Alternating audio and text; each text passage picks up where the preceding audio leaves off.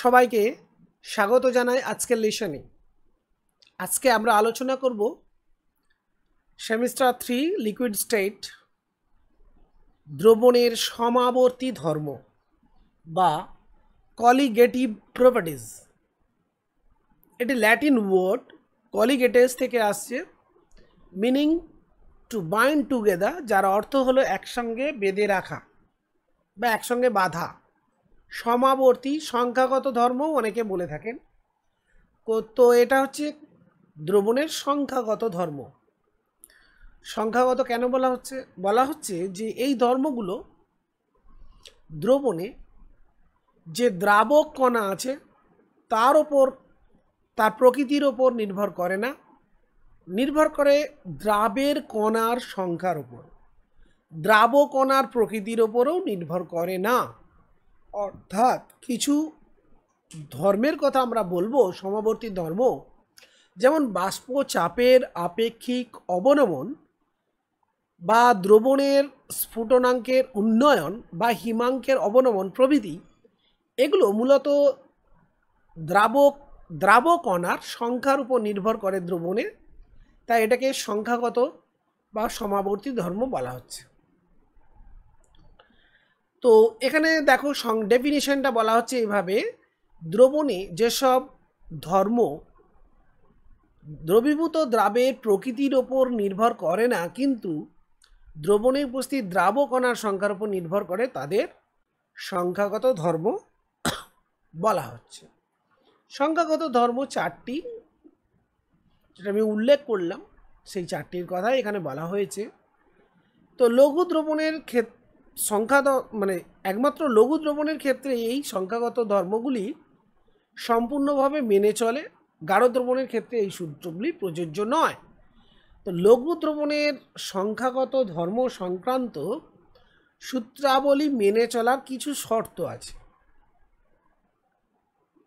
তো দেখো, লঘু দ্রবণের সংখ্যাগত ধর্ম সংক্রান্ত সূত্রাবলী মেনে চলার শর্ত। প্রথম শর্ত, দ্রাব পদার্থ যেগুলোকে দ্রবীভূত করা হবে সেগুলো বলেছে তড়িৎ অবিশ্লেষ্য হবে। তড়িৎ অবিশ্লেষ্য মিন্স তারা দ্রবণে আয়নিত হবে না এবং তাদের কোনো রাসায়নিক পরিবর্তন ঘটবে না। অসংযোজিত মানে মনে করো এ দ্রবণে গিয়ে তৈরি করলো B+C, দুটি আয়ন। সেটা যেমন বিয়োজিত হচ্ছে, তেমনি যদি A+B তৈরি করে দেয় C, অর্থাৎ দ্রাবক মিশে গিয়ে তারা একটা নতুন কোনো পদার্থ তৈরি করছে, তাহলে সংযোজিত করা বলা হয়। অথবা দ্রাব কণাগুলোই ধরো A+A তৈরি করছে নতুন একটা B কম্পোনেন্ট, তাহলেও সম্ভব নয়। অর্থাৎ ডাইমারাইজেশন, ট্রাইমারাইজেশন, পলিমারাইজেশন করলে এই সূত্র খাটবে না। অসংযোজিত হতে হবে, অর্থাৎ সংযোজিত হবে না। অনুদ্বায়ী মানে ভোলাটাইল নয়, দ্রবণ থেকে দ্রাবকণা উড়ে যেতে পারবে না, কঠিন প্রকৃতির হতে হবে। তো অনুদ্বায়ী হলে দ্রবণের বাষ্পে দ্রাবের কোনো অস্তিত্ব থাকবে না, আর উদ্বায়ী হলে তা দ্রবণের বাষ্পে চলে যাবে, কাজে সেক্ষেত্রে সূত্রটা খাটবে না। নেক্সট দেখো, বলছে দ্রাব পদার্থ থেকে উৎপন্ন দ্রবণকে, মনে করো জল আর গ্লুকোজ আমি গুলিয়েছি, তো আমরা যে লঘু দ্রবণটা পেলাম সেক্ষেত্রে যদি দ্রবণের হিমাঙ্কে আসি, তাহলে দ্রাবকটা যেন সহজে বেরিয়ে আসে, এখানে জল বেরিয়ে আসে। তো সেটা করতে হবে, কঠিন দ্রাবকের মধ্যে দ্রাবের কোনো অংশ যেন না থাকে, এটাও একটা শর্ত। তাহলে লঘু দ্রবণের সংখ্যাগত ধর্ম সূত্রগুলি মেনে চলবে তখনই যখন নাম্বার 1 এবং নাম্বার 2 এই দুটো কন্ডিশন কি করবে, ফুলফিল করবে। নেক্সট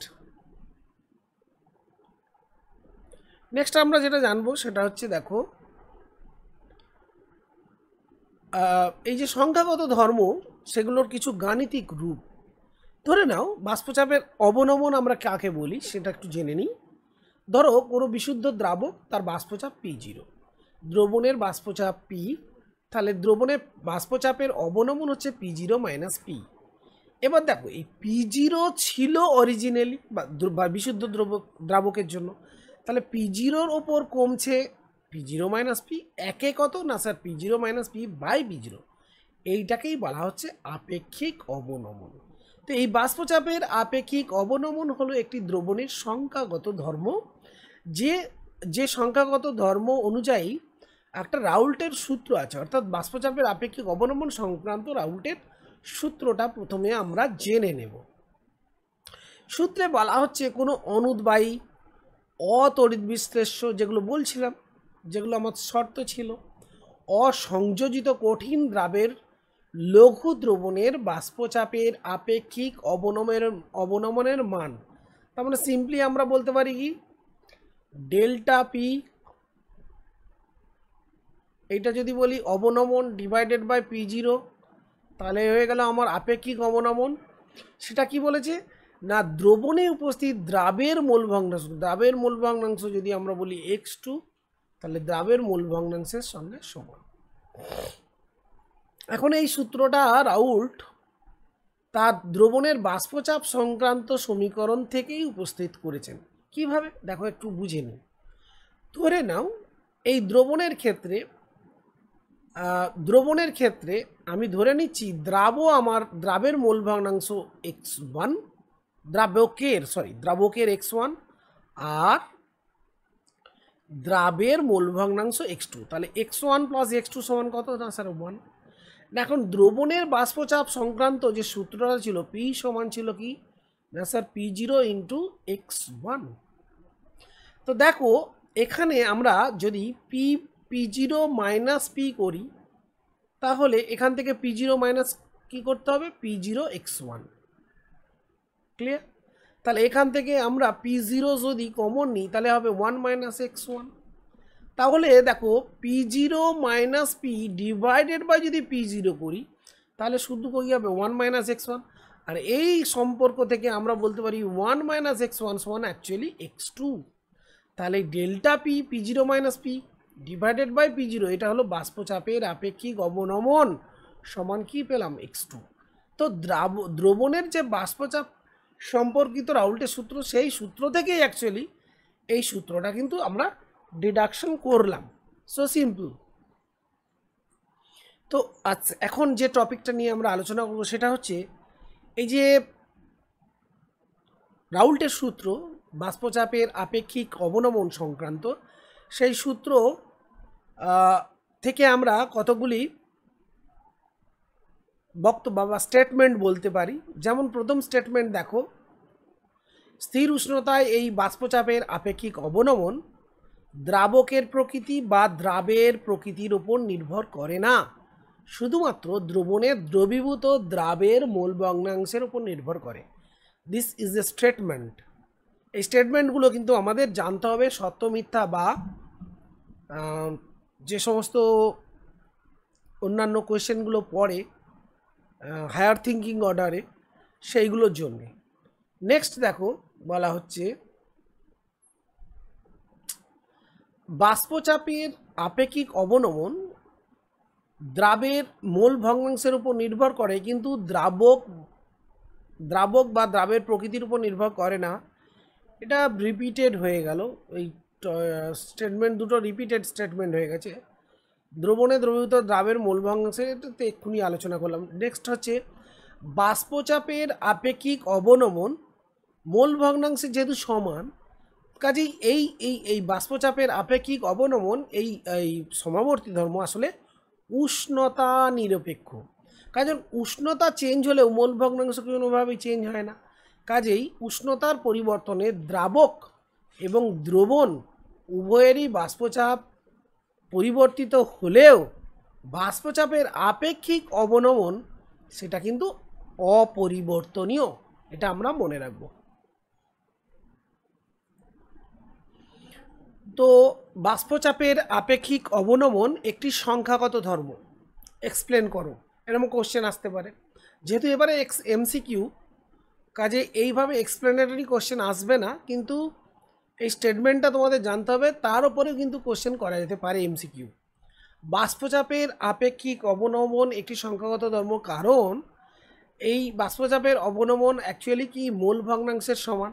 আর মোল ভগ্নাংশ কার সঙ্গে সমান না দ্রাবের মোল সংখ্যার সমানুপাতিক। মানে মোল সংখ্যা যত বেশি হবে অবশ্যই বাষ্পচাপের আপেক্ষিক অবনমনও তত বেশি হবে। কাজেই মোল সংখ্যা মানেই তো নাম্বার অফ কি পার্টিকেলস, যেগুলো দ্রাবকণার সংখ্যাকে বোঝাচ্ছে। কাজে দ্রাবকণার সংখ্যা যত বেশি হবে বাষ্পচাপের আপেক্ষিক অবনমনও বেশি হবে। ধরা যাক ইউরিয়া এবং গ্লুকোজ একটি অনুদ্বায়ী এবং অতড়িৎ বিশ্লেষ্য মানে দ্রবীভূত করা হলো। এখন 0.01 মোল নিলাম একটা দ্রবণের জন্য, তাহলে গ্লুকোজের জলীয় দ্রবণে গ্লুকোজের মোল ভগ্নাংশ কত না 0.01। ইউরিয়া জলীয় দ্রবণে ইউরিয়ার মোল ভগ্নাংশ 0.01। অর্থাৎ আমরা জলীয় দ্রবণ দুটোরই তৈরি করেছি, দুটোতেই মোল সংখ্যা আমরা রেখেছি, দ্রাবের মোল সংখ্যা লিখেছি 0.01। ইউরিয়ারও জলীয় দ্রবণে ইউরিয়া মোল ভগ্নাংশ 0.01 আর গ্লুকোজেরও ক্ষেত্রেই তাই। এখন দুটি দ্রবণেরই যদি বাষ্পচাপ আমরা হিসাব করে দেখি, মানে বাষ্পচাপের আপেক্ষিক অবনমন হিসাব করে দেখি, তাহলে দুটোর ক্ষেত্রে একই হচ্ছে। তার থেকে কি প্রমাণ হলো যে যদি মোল ভগ্নাংশ একই থাকে তাহলে বাষ্পচাপের আপেক্ষিক অবনমনও একই থাকবে। এখন 0.01-এর জায়গায় যদি 0.02 হতো আর একটা 0.01 হতো, তাহলে অবভিয়াসলি বাষ্পচাপের অবনমন যেক্ষেত্রে 0.02 মানে অন্যের দ্বিগুণ, সেক্ষেত্রে অবনমনও দ্বিগুণ হতো। কাজেই সংখ্যার ওপর, কার সংখ্যার ওপর? দ্রবণে উপস্থিত দ্রাবের কণার সংখ্যার ওপর নির্ভর করে, প্রকৃতির ওপর নির্ভর করে না। তাই এটাকে বলা হচ্ছে একটি সংখ্যাগত ধর্ম।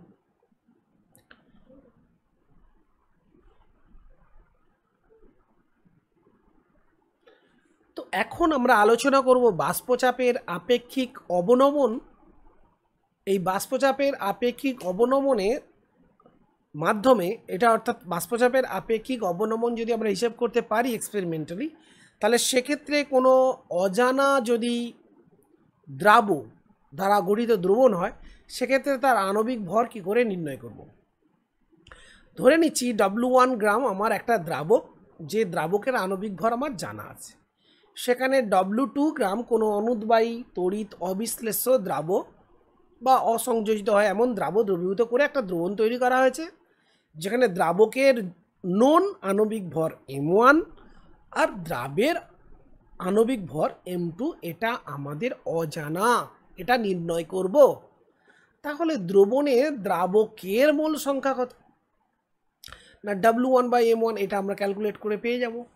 দ্রাবের মোল সংখ্যা কিন্তু W2/M2, W2 আমার নোন আর M2 আমার আননোন, এটা জানা এটা অজানা। এখন স্থির উষ্ণতায় দ্রবণের বাষ্পচাপ সংক্রান্ত যে রাউল্টের সূত্র, সেই সূত্র অনুসারে বাষ্পচাপের অবনমন কত না P0 - P/P0 সমান N2/N1 + N2। তাহলে এই N1 আর N2 এবার বসিয়ে দাও, দিলে এরকম একটা রিলেশন আসবে। এই রিলেশনে N1 + N2 অ্যাপ্রক্সিমেট করা আছে N1। কেন? যেহেতু লঘু দ্রবণ, সেক্ষেত্রে W2-র পরিমাণটা কি, W2-র পরিমাণ কম, কাজে W2/M2 এটা মানে N2 এর পরিমাণটাও খুবই কম। কাজে N1 N2-র তুলনায় এতটাই বেশি যে এটা প্রায় 100 অ্যাপ্রক্সিমেট করে আমরা N1 করতে পারি। কাজে এখানে এই W2/M2 এই কোয়ান্টিটিটা যেটা নিচে ছিল ডিনোমিনেটরে, সেটাকে ক্যান্সেল করে শুধু W1/M1 নেওয়া হলো, এবং এখান থেকে M2টা আমরা পেয়ে গেলাম এই রিলেশন। তো এখানে M2 সমান তাহলে কী দাঁড়ালো না sir W2/M2, W2M1 divided by W1 P0 - P/P0, এটা অ্যালজেব্রিক্যালি এসে গেল। তাহলে সিম্পলি M2 আমরা পেয়ে গেলাম। তাহলে এখানে দেখো সমস্ত কিছু আমার নোন, এক্সপেরিমেন্ট করে P0 P তারপরে W1 M1 এগুলো আমার সবই জানা। সিম্পলি এই নোন কোয়ান্টিটিসগুলোর ভ্যালু বসালেই আমি M2 এর মানটা বের করতে পারবো। নেক্সট দেখো দেওয়া আছে বাষ্পচাপের আপেক্ষিক অবনমন সংক্রান্ত রাউল্ট সূত্রের প্রযোজ্যতা।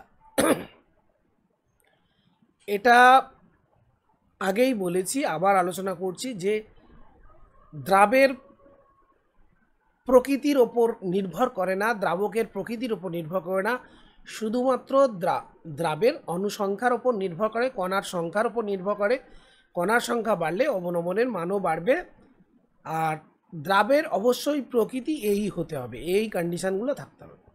লঘু দ্রবণের ক্ষেত্রে প্রযোজ্য, আর গাঢ় দ্রবণের জন্য প্রযোজ্য নয়। কেন না, দেখো লঘু দ্রবণের ক্ষেত্রে অণুগুলো যথেষ্ট দূরে দূরে থাকে, তার ফলে অণুগুলোর মধ্যে পারস্পরিক যে আন্তঃক্রিয়া সেই বলটা খুবই কম হয়।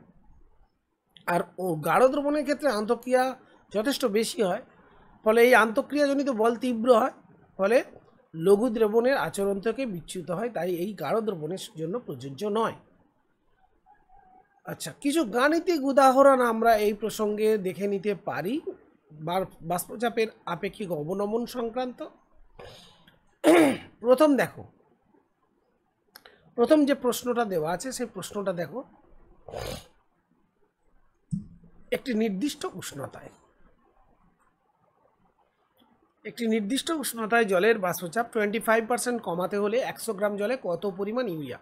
তাই দেখো 25% কমানো মানে কি, 100-র ওপর 25 ভাগ, তাই এটাই তো বাষ্পচাপের আপেক্ষিক অবনমন আমরা বলতে পারি। ধরে নিচ্ছি আমার ওই দ্রবণের বাষ্পচাপ ছিল 100 ইউনিট, তাহলে দ্রবণের যদি 25 কমানো মানে কি 75 ইউনিট, তার মানে দ্রবণের বাষ্পচাপ 75 ইউনিট। তাহলে বাষ্পচাপের অবনমন 100 মাইনাস 75 25, তাহলে আগে ইনিশিয়ালি ছিল 100, তাহলে 25/100, তার মানে 25%টাই হচ্ছে আমার বাষ্পচাপের আপেক্ষিক অবনমন। সমান শুধু আমাকে বের করতে হবে কি, মোল ভগ্নাংশ। দ্রবণের মোল ভগ্নাংশ কী করে বের করব, দেখো আমি ধরে নিচ্ছি ডাব্লু গ্রাম ইউরিয়া আমার লাগবে, তাহলে ইউরিয়ার আণবিক ভর হচ্ছে 60, তাহলে W/60, ইউরিয়ার মোল সংখ্যা পেয়ে গেলাম। জলের মোল সংখ্যা কত, 100 গ্রাম জল 100/18 মানে 5.55 মোল, তাহলে মোল ভগ্নাংশ সমান কি না W/60, এটা হচ্ছে দ্রাবের মোল সংখ্যা ডিভাইডেড বাই টোটাল। এটাকে ইকুয়েট করলে আমার সিম্পলি আসছে W/W/333, তাহলে আমি এইটা সমান লিখতে পারি 0.25, কারণ এইটাই আমার বাষ্পচাপের অবনমন। এখান থেকে W সমান পেয়ে গেলাম 111 গ্রামস। সিম্পলি বোঝা গেল যে 111 গ্রামস অফ ইউরিয়া যদি আমি 100 গ্রাম জলে গুলিয়ে দিই, তাহলে দ্রবণের 25% বাষ্পচাপটা কমে যাবে।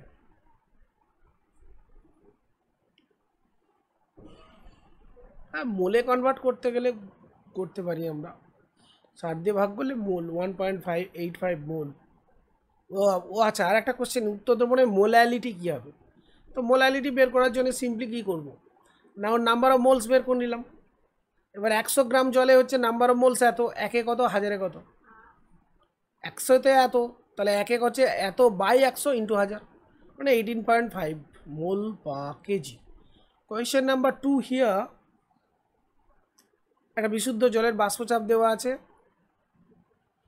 নেক্সট, চিনির জলীয় দ্রবণের বাষ্পচাপের অবনমন এই দেওয়া হয়েছে। দ্রবণে বাষ্পচাপের আপেক্ষিক অবনমন, দ্রবণের বাষ্পচাপ, দ্রবণে জলের মোল ভগ্নাংশ, এগুলো গণনা করতে বলেছে। তো বিশুদ্ধ জল ও দ্রবণের বাষ্পচাপ P0P হলে P0-P হচ্ছে আমার দেওয়া আছে 0.0614, বাষ্পচাপের অবনমন দেওয়া আছে। আপেক্ষিক কী করে পাবো, ডিভাইডেড বাই বিশুদ্ধ জলের বাষ্পচাপ 17.51 দিয়ে ভাগ করে দাও, তাহলে আসলে 0.0035, এটাই হচ্ছে আপেক্ষিক। এবার দ্রবণের বাষ্পচাপ কত, তাহলে P0- আপেক্ষিক বাদ দিলেই তো P পেয়ে যাব, তাহলে P সমান হবে P0- দ্রবণের যে অবনমনটা ঘটেছিল 0.06। দ্রবণের বিশুদ্ধ অবস্থায় যে বাষ্পচাপ, দ্রবণের চাপ কী করে পাবো, বিশুদ্ধ অবস্থায় বাষ্পচাপ মাইনাস যে এই যে বলেছে এত অবনমন হয়েছিল, তাই বিয়োগ করে দাও, তারপরে পেলাম 17.644। ওকে, P0 আমার এটা আর P হচ্ছে আমার এটা।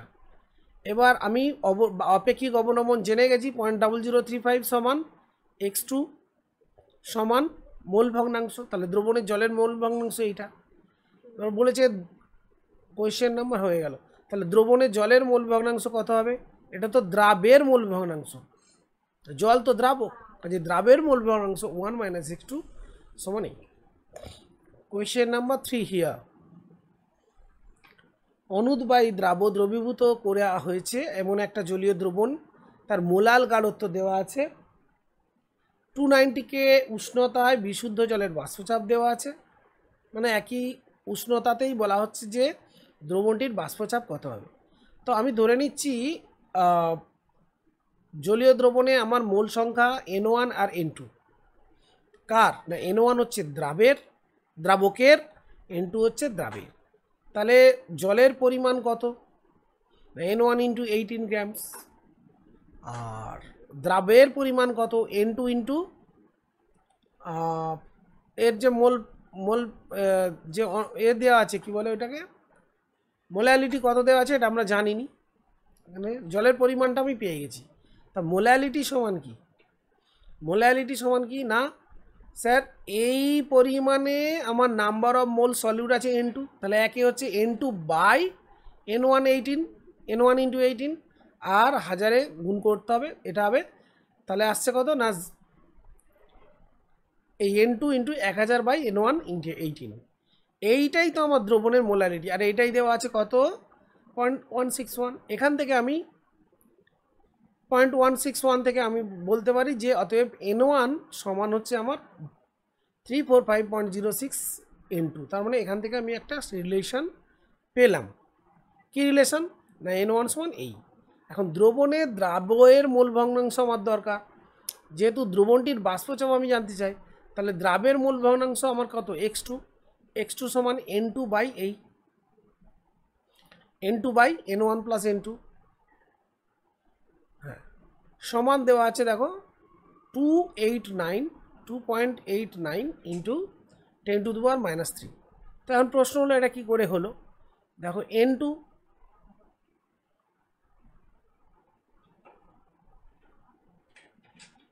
আচ্ছা 23.51 mmHg এটা দেওয়া আছে। আচ্ছা এখানে দেখো সিম্পলি আমরা যে রিলেশনটা পেয়েছিলাম N1 সমান এটা এখানে বসিয়ে দিয়েছি, তাহলে N2 কমন নিয়ে নিলে নিচে হয়ে যাবে 345.06 প্লাস 1, তাহলে 1/346.06 করলে এটা আসছে, ঠিক আছে। তাহলে আমি দ্রবণে কি পেলাম, দ্রাবের মোল ভগ্নাংশ পেয়ে গেছি। এবার বাষ্পচাপ সম্পর্কিত যে সূত্রটা ছিল, দ্রবণের বাষ্পচাপ যদি P হয় তাহলে ডেল্টা P বাই P0 সমান x2, তাহলে এখান থেকে আমার x2 তো পেয়ে গেছি, বসিয়ে দিলাম, তাহলে আমি পেয়ে গেলাম 23.51, এটা হচ্ছে বিশুদ্ধ দ্রাবকের বাষ্পচাপ P0 মাইনাস P বাই 23.51। এবার এখান থেকে আমি কোনাকুনি গুণ করলাম এবং P এর মানটা বের করলাম 23.44 mmHg। এটা হলো জলীয় দ্রবণে দ্রাবকের বাষ্পচাপ, জলীয় দ্রবণে দ্রাবকের বাষ্পচাপ। কোয়েশ্চেন নাম্বার 4 হিয়ার, একটি অনুদ্বায়ী দ্রাবের 12.2% WW 100 ডিগ্রি সেন্টিগ্রেড উষ্ণতায় 746 mmHg, এটা হচ্ছে দ্রবণের বাষ্পচাপ। দ্রাবের আণবিক ভর জানি না, ধরে নিচ্ছি m গ্রাম, দ্রাবের আণবিক ভর m গ্রাম ধরে নিচ্ছি, তাহলে দ্রবণের দ্রাবের মোল সংখ্যা কত না 12.2 বাই m, কেন না আমি ধরে নিচ্ছি 100 গ্রাম দ্রবণ, তাহলে দ্রাবের পরিমাণ 12.2, তাহলে জলের পরিমাণ কত না স্যার 100 থেকে 12.2 বাদ দিন, তাকে তার জলের আণবিক ভর দিয়ে ভাগ করলে দ্রবণের জলের মোল সংখ্যা পেয়ে গেলাম 4.877। তাহলে দ্রাবের মোল ভগ্নাংশ কত না স্যার এইটা দ্রাবের মোল সংখ্যা ডিভাইড বাই দ্রবণে দ্রাব এবং দ্রাবকের মোল সংখ্যা টোটাল। তাই এবার আমরা তো জানি P0 সমান P0 minus P by P0 সমান x2, এটা আমার হচ্ছে P, এটা আমার P দেওয়া আছে। তাহলে 100 ডিগ্রি সেন্টিগ্রেড উষ্ণতায় দ্রবণের বাষ্পচাপ P এটা দেওয়া আছে। বিশুদ্ধ জলের বাষ্পচাপ P0 সমান কি আমি লিখতে পারি 760, আমরা জলীয় বাষ্পচাপ যেটা 100 ডিগ্রি সেন্টিগ্রেডে, তাহলে এটাকে আমি জাস্ট বসিয়ে দাও, P0-র জায়গায় এইটা আর P এর জায়গায় এটা। এবার ক্যালকুলেশন করলাম বা জাস্ট x2-র ভ্যালুটা এটা তো আমি পেয়ে গেছি, x2 সমান এইটা বসিয়ে দিলাম, তো এখান থেকে আমরা m এর মানটা পেয়ে গেলাম 139.36। Next question number 5, question number 5 এবং 6 এই দুটো আমরা করব, এখন করে আজকে লেসন শেষ করব। তো 25 ডিগ্রি সেন্টিগ্রেড 100 গ্রাম জলে 20 গ্রাম দ্রাব আছে, দ্রবণের বাষ্পচাপ দেওয়া আছে 22.41, আর বিশুদ্ধ জলের বাষ্পচাপ দেওয়া হয়েছে। বলছি দ্রাবের আণবিক ভর, খুব সিম্পল। এখানে x2 আগে বের করে নেব। x2 মানে কি n2 by n1 plus n2। তাহলে n2 কত sir? 20 gram by 20 divided by জল আণবিক ভর আমি ধরে নিচ্ছি m, তাহলে 20 বাই m। জলের আণবিক ভর কত না স্যার? 100 divided by 18। আণবিক মানে মোল সংখ্যা জলের 100 ডিভাইডেড বাই 18 মানে 5.55। তাহলে x2 সমান কত না স্যার? উবরে হচ্ছে দ্রাবের মোল সংখ্যা ডিভাইডেড বাই দ্রাবকের মোল সংখ্যা এইটা, আর দ্রাবের মোল সংখ্যা এটা, সেটা পেয়ে গেলাম এই রিলেশনটা x2। এবার আমরা কি করব না স্যার? p0 মাইনাস p করবো। দেখো p0 কত দেওয়া আছে, এই যে 23। এর থেকে বাদ দেবো 22.41 ডিভাইডেড বাই কী করবো? 23.76। এখান থেকে আমরা পেয়ে গেলাম অবনমন। তাহলে বাষ্পচাপের আপেক্ষিক অবনমন কত এলো? সিম্পলি এই যে 0.568। এটা সমান এই x2 ভ্যালুটা বসিয়ে দিলাম 3.6 বাই m প্লাস 3.6। এখান থেকে অবভিয়াসলি m আমরা পেয়ে যাব। নেক্সট কোয়েশ্চেন, এবং এটাই আজকে আমাদের রিলেশনের শেষ কোয়েশ্চেন। নির্দিষ্ট উষ্ণতায় 72 গ্রাম জল 20 গ্রাম দ্রাব দ্বারা উৎপন্ন দ্রবণের বাষ্পচাপ। একই কোয়েশ্চেন। দ্রবণটিতে একই উষ্ণতায় আরও 18 গ্রাম জল মেশালে দ্রবণের বাষ্পচাপ কত হবে? তাহলে আগে দ্রবণের একটা বাষ্পচাপ ছিল, আরও জল যোগ করলাম, দ্রবণের বাষ্পচাপ দেখো 24 mm থেকে 24.375 হলো। বলছে দ্রাবের আণবিক ভর কত গ্রাম দ্রাব? দ্রাবের যে দ্রাব মেশানো হয়েছে 20 গ্রাম, তার দ্রাবের আণবিক ভর m ধরলাম। তাহলে n1 সমান কত না স্যার? 72/18 মানে 4 মোলস 20/m। এটা হচ্ছে দ্রাবের মোল সংখ্যা। তাহলে টোটাল মানে প্রথম দ্রবণে টোটাল মোল সংখ্যা 4 প্লাস 20/m। এখন দ্রবণে যদি আরও জল ঢালি 18 গ্রাম, তাহলে 90 গ্রাম জল হবে। তাহলে তখন মোল সংখ্যা হবে 5 মোলস। তাহলে তখন দ্রবণের মোল সংখ্যা কত হবে? 5 প্লাস ওই 20/m। এখন বিশুদ্ধ জলের বাষ্পচাপ তো p0, তাহলে p0 minus p by p0 সমান x2। তাহলে প্রথম দ্রবণের ক্ষেত্রে p0 minus 24 divided by p0 সমান x2। x2 মানে 20/m হোল ডিভাইডেড বাই কী হবে? 4 প্লাস 20/m। 4 মোলার ছিল, জলের মোল সংখ্যা আছে 4 প্লাস 20/m। তাহলে এটাকে সরল করলে আমরা কত আসে? 20 এটা 5/m আসছে। এটা কত আসছে? 5/m। তাহলে এখান থেকে আমি দেখো p0 মাইনাস 24, এবার দ্বিতীয় দ্রবণের ক্ষেত্রে একইভাবে p0 minus 24.375 divided by p0 সমান 20/m, ওটাতে একই থাকছে, ডিভাইডেড বাই শুধু চেঞ্জ হবে 5 মোলস, 5 মোল প্লাস ওই 20/m। এখানটা এই রিলেশনটা 4/m। এবার 2 নম্বর সমীকরণকে আমরা যদি 1 নম্বর দিয়ে ভাগ করি তাহলে পাবো এইটা 5/4 সমান এইটা। এবার কোনাকুনি গুণ করে p0 ভ্যালুটা পেয়ে গেলাম। তাহলে p0 মান পেলাম কত না? 25.875। এবার 1 নম্বর সমীকরণ বা 2 নম্বর যে কোনো একটা সমীকরণে p0 মানটা বসিয়ে দিই। এখান থেকে আমরা m পেয়ে গেলাম 69। সো দ্রাবের আণবিক ভর হচ্ছে 69। সবাইকে অসংখ্য শুভেচ্ছা জানিয়ে, অভিনন্দন জানিয়ে তোমরা প্লিজ বন্ধুদের শেয়ার করো। আজকে এখানে লেসনটা শেষ করছি।